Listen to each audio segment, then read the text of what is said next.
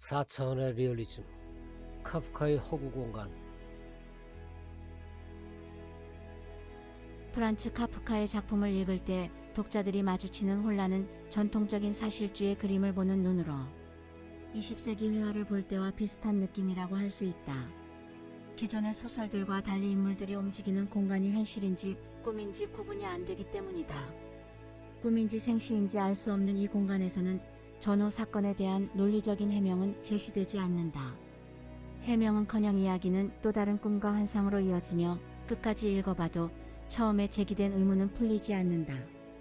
이런 혼란은 비단 한국 독자들만 경험하는 것은 아니고 문예사조를 역사적으로 경험한 서구에서도 크게 다를 것은 없다. 다만 르네상스 이후 혹은 종교개혁 이후 다양한 문명의 소용돌이를 겪고 특히 프랑스 대혁명과 19세기 산업혁명, 과학혁명, 마르크스주의를 경험한 서구와 한국은 사정이 달랐다. 낭만주의 이후 있는 그대로의 현실을 그리고자 했던 19세기 사실주의를 소화한 다음 서구에서는 그 반발로 나온 후기 인상파를 필두로 다양한 사조를 목격했다. 표현주의, 미래파, 다다이즘, 초현실주의, 추상미술 등등.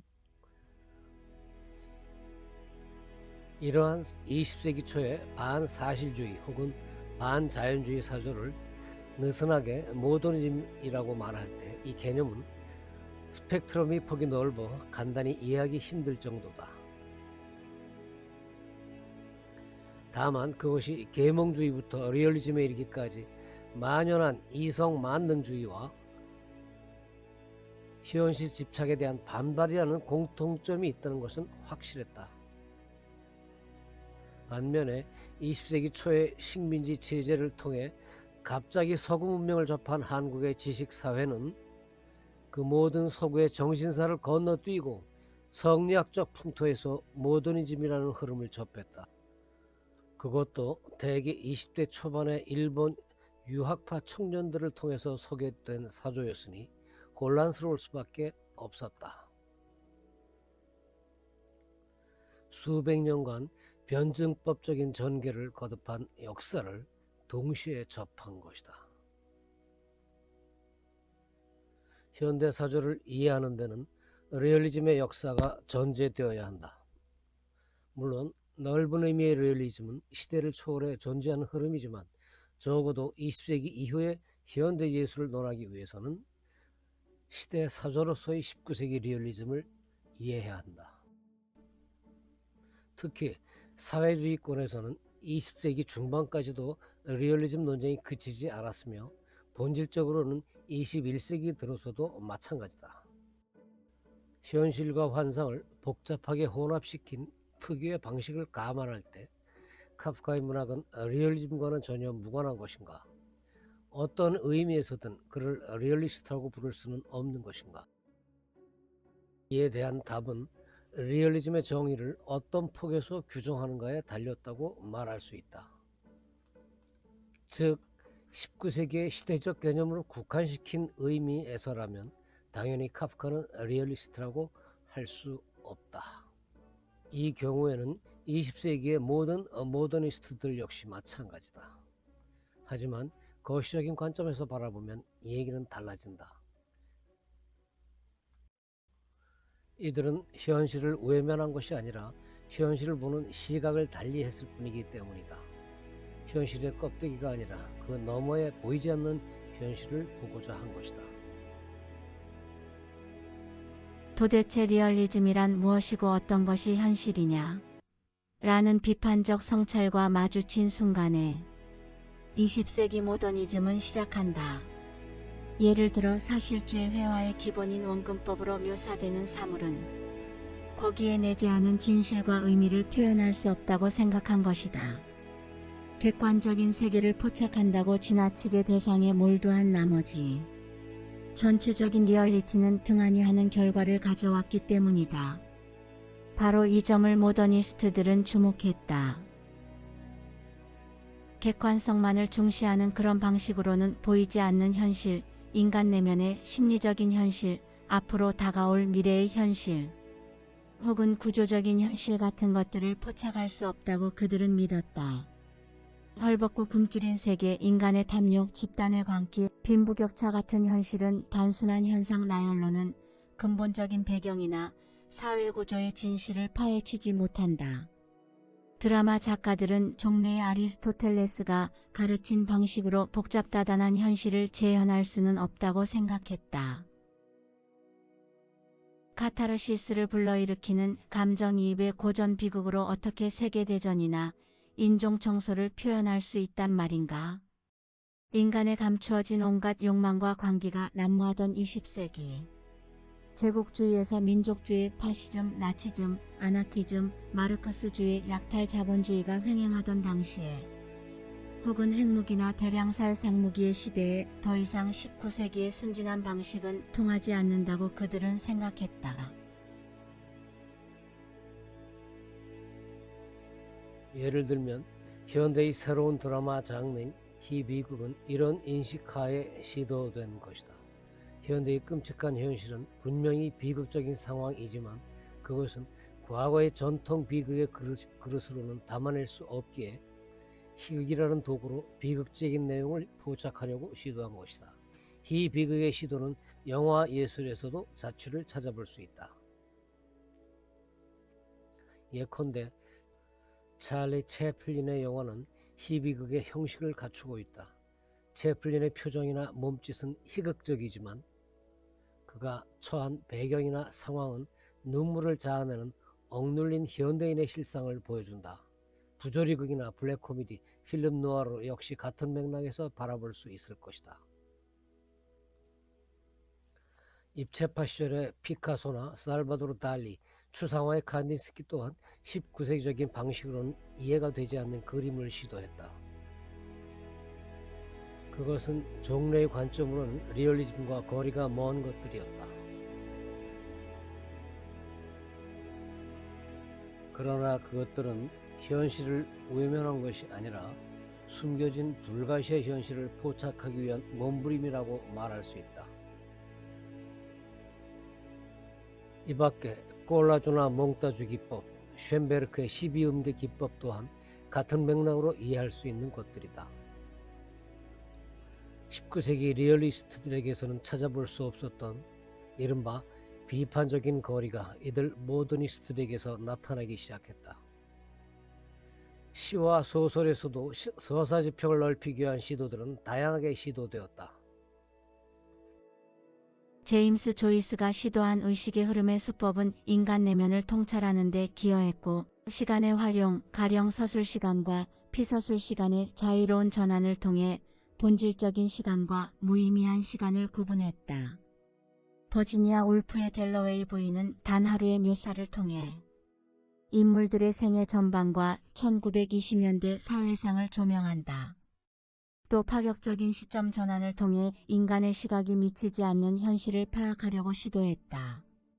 19세기 사실주의자들에게 현실은 분명히 눈에 보이는 확실한 대상이었지만 모더니스트들에게 현실은 여전히 포착할 수도 없고 접근하기도 힘든 미지수였다.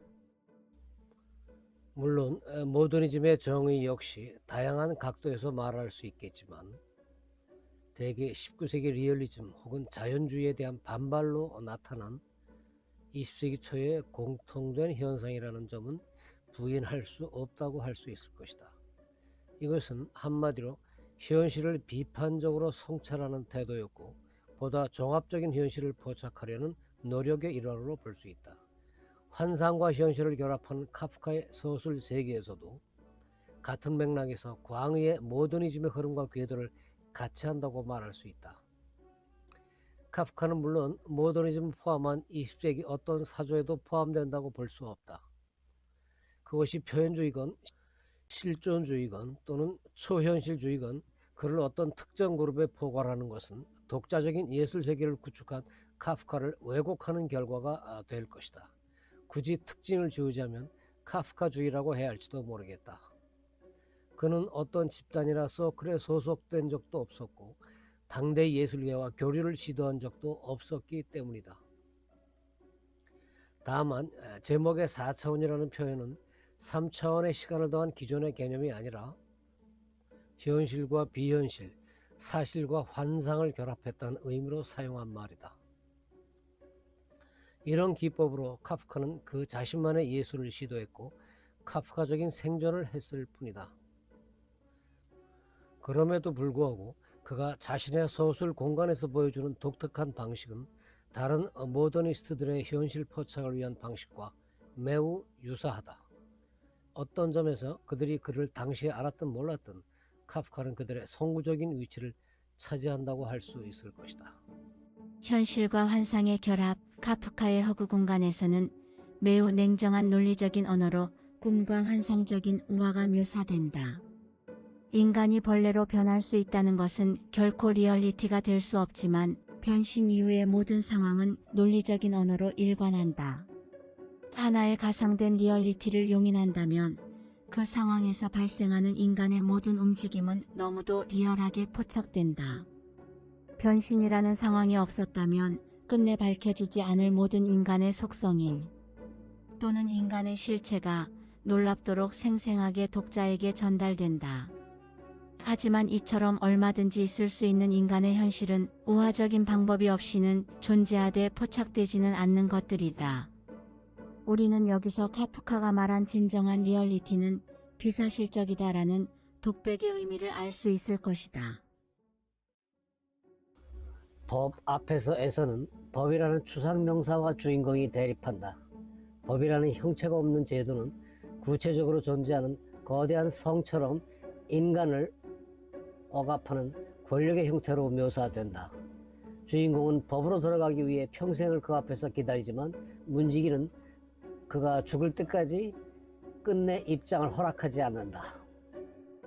법 앞에서라는 이 짤막한 에피소드는 장편 성에 삽입되기도 했는데 법이라는 사회 시스템에 담긴 불합리성과 그 앞에서의 인간의 무기력을 통해 겉으로 드러나지 않는 현대인의 소외된 삶이 낱낱이 드러난다. 인간화된 원숭이를 통해서는 인간의 허위의식이 시니컬하게 폭로되기도 한다. 빨간 피터의 고백이라는 제목으로 국내에서 유명해진 학술원에 드리는 보고는 인간이 된 원숭이 피터가 인간화된 내력을 관객에게 이야기한다. 이 작품은 1970년대에 배우 추성웅의 1인극으로 공연되어 대성공을 거두었고 지금도 연극계에서는 신화처럼 회자되고 있다. 빨간 피터는 사냥꾼에게 잡혀서 우리에 갇힌 뒤로 인간의 자유가 아니라 철창 속에서 출구를 찾기 위해 인간이 되기로 결심했다고 주장한다. 원숭이의 시선으로 인간의 자유를 파헤치는 독특한 수법을 통해 우스꽝스러운 학술원의 인습, 인간의 자기 도취와 위선이 폭로된다. 이를 통해 원숭이에서 진화했다는 인간이 원숭이와 별로 다를 바 없다는 것이 드러나고 문명사회의 교양이라는 것도 좁은 공간에서 반복되는 인간의 자유처럼 극히 제한된 한계의 상황을 말해준다는 것이다. 진정한 리얼리티는 비사실적이다라는 카프카의 말은 보이지 않는 현실을 포착하기 위해서는 독자적인 방법이 요구된다는 고백이기도 하다. 묘사의 리얼리즘이라고 표현되는 이러한 수법은 언어 예술을 통해 불가시의 대상을 가시화시키는 테크닉이기 때문에 여기서 구체적인 형상을 요구하는 것은 그의 의도를 오해하는 것일 뿐이다. 추상화에서 구체적인 대상을 묻는 것이 무의미하듯 논리적인 언어 연결을 문제 삼는 것은 사물들의 껍데기만을 요구하는 것이기 때문이다. 가까운 예로 변신이 발표될 무렵 출판사에서 표지에 벌레로 변신한 주인공의 모습을 그려넣자는 제안을 한 적이 있다. 이에 대해 카프카는 단호하게 벌레 자체는 도저히 그림으로 그릴 수 없다는 반응을 보이며 꼭 그림이 필요하다면 그레고리의 방문이 열린 채 어두운 방 내부가 보이는 정도라야 한다고 답했다. 1916년 쿠르트 볼프사에서 간행한 변신 초판본의 표지는 이 그림으로 지금도 유명하다. 그 후 변신과 관련해 세계적으로 발행된 책의 표지나 사파, 홍보 그림에서 풍뎅이나 딱정벌레의 모습을 흔히 볼 수 있는데 이것은 작가의 의도와는 전혀 상관없는 것이다. 아무튼 묘사의 리얼리즘이란 구체적인 시각으로 수용될 수 없는 대상을 현실과 결합시켜 언어로 형상화하는 수단이라고 볼 수 있을 것이다. 이런 묘사 수단의 특징은 실제 경험 세계와 상상의 정신 세계를 상호 침투시키고 교체시키는 데 있어 어느 하나를 우위에 두지 않고 병렬적으로 한 궤도 위에 올려놓는다는 점이다. 이러한 묘사 수단의 특징은 실제 경험 세계와 상상의 정신 세계를 상호 침투시키고 이에 따라 숭고한 것에 진부한 일상이 뒤따르고 인간이 동물로 변하는가 하면 이 반대의 경우도 이어진다. 일치될 수 없는 형상들이 그대로 비유나 상징이 되는 것도 아니다. 비유나 상징이 되더라도 매우 제한적이며 매우 부분적이다. 카프카에게서 중요한 것은 그런 것을 통한 비유가 아니라 그런 현실과 비현실의 결합을 통해서 무엇이 포착되는가이기 때문이다. 냉정한 언어로 구사되는 환상적인 우화의 세계, 이것이 바로 보이지 않는 현실을 묘사하는 카프카 특유의 소설 공간이고, 이런 점에서 그는 종려와는 다른 차원에서 진정한 리얼리스트라고 할 수 있을